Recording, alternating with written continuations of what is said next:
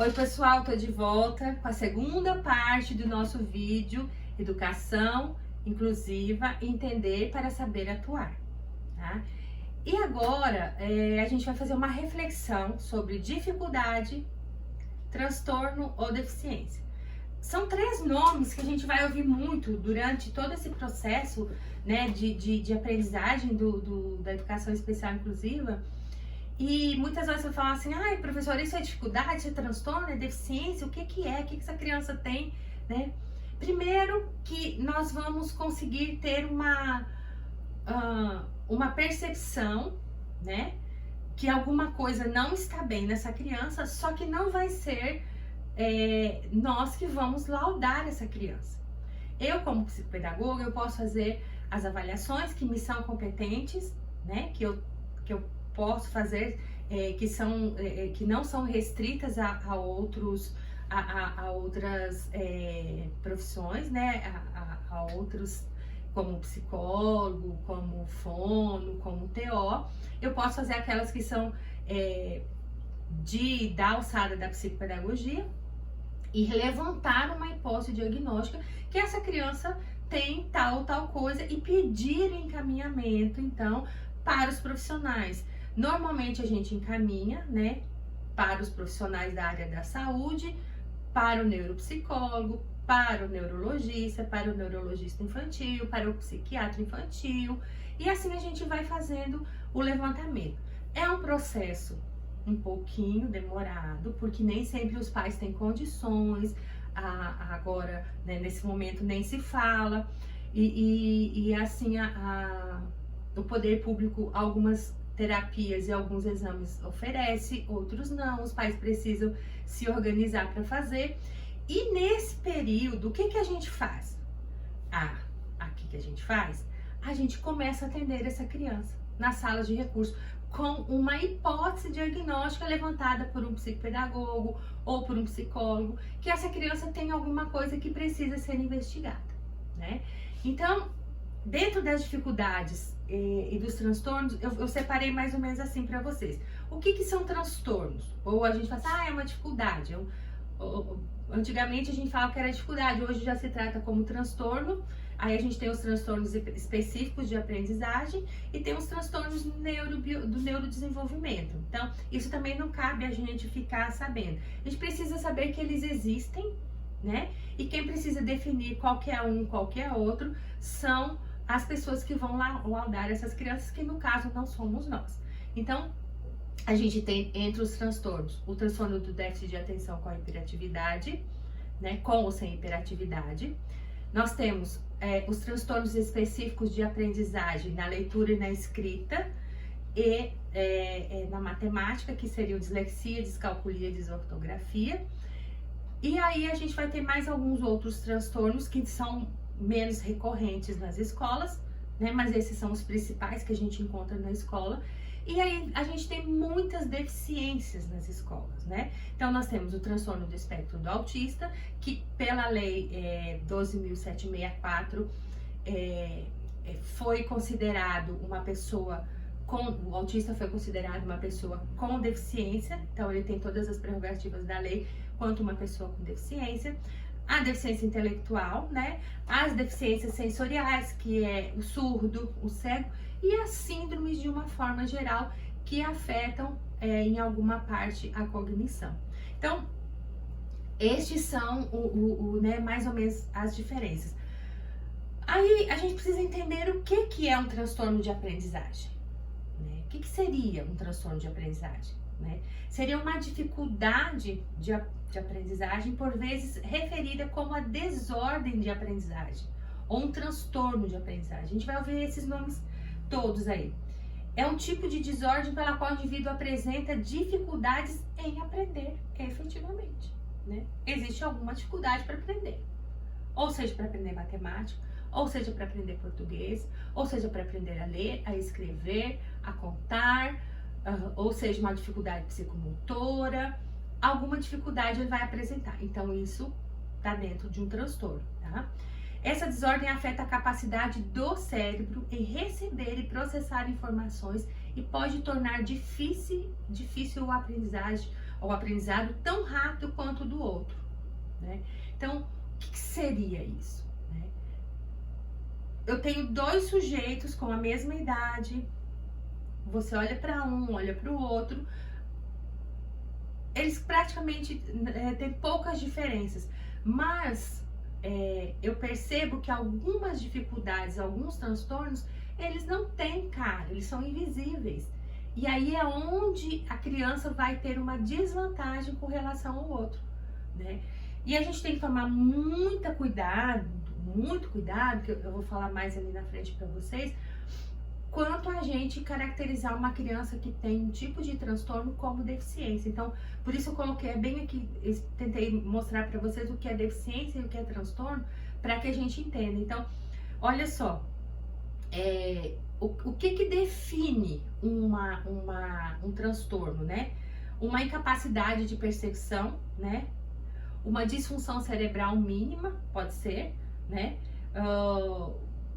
Pode ser uma dificuldade de reconhecimento de sons, no caso do distúrbio do processamento auditivo central, uma dificuldade em compreender letras, em compreender números, né? Então eu vou estar sempre ligado a algum tipo de percepção, algum tipo de sensação, alguma coisa que pode ou não vir de uma lesão, né? Ou pode ser somente uma questão que a gente chama de neurobiológica, né? Que a criança tem uma carga genética e o seu desenvolvimento foi afetado nesse sentido, né? Então, o que a gente precisa entender é que o indivíduo com dificuldade de aprendizagem não representa necessariamente um QI abaixo, uma criança com comprometimento cognitivo, né? Significa só que ele está trabalhando abaixo da sua capacidade devido a essa dificuldade, esse transtorno, mas não quer dizer que ele tenha uma cognição inferior, que é muito... Por exemplo, as pessoas que têm TDAH são muito taxadas, às vezes, esse menino tem alguma coisa, né? Tem algum comprometimento cognitivo. Não, é porque, na verdade, o TDAH, a criança é muito agitada, ela faz muitas coisas, principalmente aquela criança que tem um diagnóstico de TDAH com impulsividade, né? Crianças que têm o transtorno positivo desafiante, é uma criança que se descontrola com facilidade, se irrita. E aí as pessoas pensam que existe também ali por trás um problema já mais ligado à questão do cognitivo. E muitos pais, quando a gente vai conversar, eles se desesperam porque eles entendem que se a criança tem um transtorno, ela tem um QI comprometido. Então a gente precisa tomar muito cuidado, né? A mesma coisa um surdo. Um surdo não tem deficiência intelectual. Pode ser que ele tenha... seja deficiente intelectual e como comorbidade ele tenha a surdez, mas ser surdo não caracteriza deficiência intelectual. Então não tem por que a gente falar diferente e agir diferente como uma pessoa surda e cega, porque eles não necessariamente acompanham uma deficiência intelectual aí. Então a gente tem que tomar muito cuidado para o transtorno não ser comparado ou ser igualado com uma incapacidade cognitiva, né? Que existem aí os testes neuropsicológicos que determinam qual é o coeficiente de inteligência de uma pessoa, né? E sabendo que nós hoje temos, né, um cérebro muito neuroplástico, né? Isso já foi descoberto, a gente vai falar um pouquinho mais à frente. E que as pessoas têm outras formas de mostrar inteligência que não sejam só através da sua cognição, né? Então a gente precisa trabalhar com toda essa equipe para descobrir qual o melhor cuidado que a gente vai ter com essa criança com essas dificuldades aí, tá? E outra coisa assim que a gente vê muito falar por exemplo, meu filho foi diagnosticado com TDAH. Quando que ele vai ser curado? Né? Eu tenho um aluno que tem dislexia. Mas se eu fizer isso, ele vai ter cura? Transtorno não é doença. Se não é doença, não tem cura. Mas toma remédio. os remédios não são para o transtorno, os remédios são para as comorbidades que o transtorno traz. Então, por exemplo, uma criança que tem TDAH, ela vai ser uma criança impulsiva ou desatenta, ou impulsiva, desatenta, hiperativa, ou só hiperativa. Então, a gente precisa trazer algo para ajudar essa criança a regular, para que ela concentre, para que ela aprenda. Então, existe várias formas de medicação que vão nos ajudar, né? Isso para qualquer transtorno, né? Então, quando a gente faz uma avaliação, quando a gente recebe um aluno que ele traz uma avaliação neuropsicológica, que ele tem um QI abaixo de 70, mais ou menos, aí a gente já chama de limítrofe, aí eu posso considerar essa criança como uma deficiência cognitiva, né? Eu já recebi muitas crianças aí mesmo de Água Boa que elas fizeram todo o exame, mas a pessoa que repassou o exame para a mãe talvez não tenha repassado de uma forma tão clara, que a mãe chega e a criança está com QI 69, por exemplo, 65, e aí a gente pergunta se tá tudo bem, né, e tal, olha os exames e a gente fala, o que a neuro falou para você? Não, que tá tudo bem, que ele não tem problema nenhum. Eu não sei se a mãe, né, às vezes quer passar isso de uma forma diferente, ou existem algumas pessoas que têm dificuldade de explicar para a mãe que a criança precisa entender, né, que o cognitivo daquela criança tá abaixo e que ela não vai conseguir tanto sucesso em determinadas atividades, né, e que não adianta a gente tentar esforçar aquela criança, porque isso vai causar um estresse, uma fadiga muito maior naquela criança, sendo que você pode aproveitar outras habilidades que a criança tem. Então, é importante a mãe, né, receber o diagnóstico, mas também receber bem a orientação.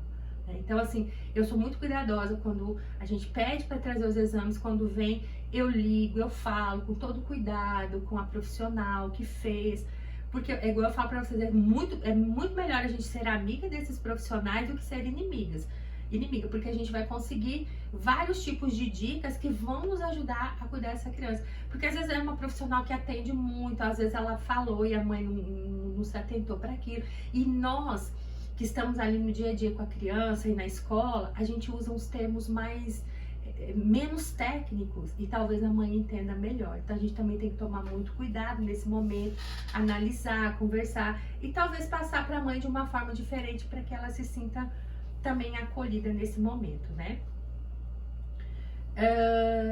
Bom, já falei do TDAH, que é uma coisa que se confunde muito, né, com o transtorno por deficiência, né? Eu posso ter um deficiente intelectual com TDAH, né? Mas nem todo deficiente intelectual vai ter TDAH. E o TDAH não tem deficiência intelectual, né? Nem todo vai ter deficiência intelectual. Então a gente vai tomar muito cuidado nessas colocações aí e prestar muita atenção nas orientações dos especialistas. Eu falo assim que eu nunca contesto laudo de neurologista, a não ser que seja uma coisa muito exorbitante. Mas eu não contesto, porque ele tem os instrumentos avaliativos dele.